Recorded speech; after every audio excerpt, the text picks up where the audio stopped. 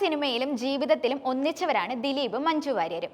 എന്നാൽ 14 വർഷത്തോളം നീണ്ട ദാമ്പത്യ ബന്ധമായിരുന്നു ഇരുവരും വേർപെടുത്തുകയും ചെയ്തത്. മകൾ മീനാക്ഷി പിതാവിനൊപ്പം ജീവിക്കാമെന്ന് തീരുമാനിക്കുകയും ചെയ്തിരുന്നു.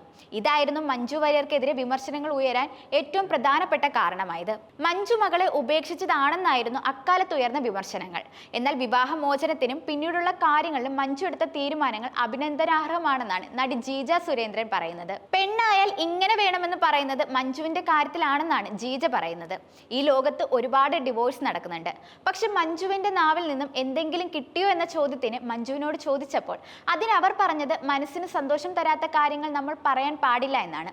അത് ചോദിക്കാനും പാടില്ല എന്നുമായിരുന്നു. അത് സ്വകാര്യ ദുഃഖമായി അവിടെ ഇരിക്കട്ടെ, ഞാൻ ഒന്നും പറയാൻ ആഗ്രഹിക്കുന്നില്ല എന്നുമാണ്. മഞ്ജുവിന്റെ സ്ഥാനത്ത് വേറെ വല്ലവരുമായിരുന്നെങ്കിൽ വായിൽ തോന്നിയതൊക്കെ വിളിച്ചു പറഞ്ഞ് നടന്നേനെ എന്നും, അങ്ങനെയെങ്കിൽ മകൾ മീനാക്ഷി മഞ്ജുവിന്റെ കൂടെ നിൽക്കാത്തത് എന്തുകൊണ്ടായിരിക്കുമെന്നും അവതാരകൻ ചോദിക്കുകയുണ്ടായി.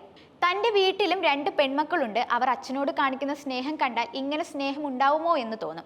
അതുപോലെയാണ് ദിലീപും മീനുട്ടിയും. മകളുടെ മനസ്സ് വേദനിപ്പിക്കാൻ മഞ്ജു ആഗ്രഹിക്കുന്നില്ല. ആ കുട്ടിയെ അമ്മയുടെ കൂടെ എന്ന് പറഞ്ഞ് നിർബന്ധപൂർവ്വം കൊണ്ടുവന്നാൽ അവളുടെ മനസ്സ് വേദനിക്കും. ആ കുട്ടി അമ്മയെക്കാളും കൂടുതൽ സന്തോഷമായിരിക്കുന്നത് അച്ഛനൊപ്പമാണ്.